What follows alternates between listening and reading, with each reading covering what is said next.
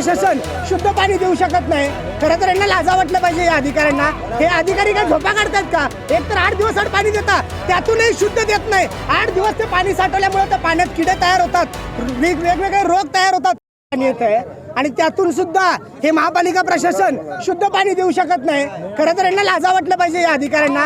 हे अधिकारी काय झोपा काढतात का? एक तर 8 दिवस पाणी देतात, त्यातूनही शुद्ध देत नाही। 8 दिवस ते पाणी साठवल्यामुळे त्या पाण्यात किडे तयार होतात, वेगवेगळे रोग तयार होतात, आणि या लहान मुलांना त्याचा सगळ्यात जास्त धोका आहे। आज आपण बघू शकतो एवढे चिमुकले इथं बसलेले आहेत, या चिमुकल्यांमध्ये सुद्धा राग आहे की कुठं ना कुठं लहान मुलं जे दगावतात। आज 4 मुली दगावल्यात। 4 मुलं म्हणजे खऱ्या अर्थाने या परिवार देशाचं नुकसान आहे, या सोलापूरचंही नुकसान आहे, आणि त्या परिवारावर जे आज संकट आलेलं आहे त्या संकटाला या अधिकारी मदत करू शकत नाहीत। आमची भूमिका हीच आहे, जे दोषी अधिकारी आहेत त्यांच्यावर कारवाई झाली पाहिजे, आणि तसं शाश्वती आम्हाला अधिकाऱ्यांनी देऊन दिलं पाहिजे।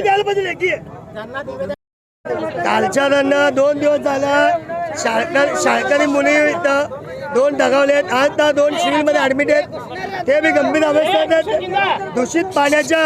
दूषित पाण्याच्या महापालिकेच्या कारभारामुळं ह्या शाळकरी मुलं दगावत आहेत।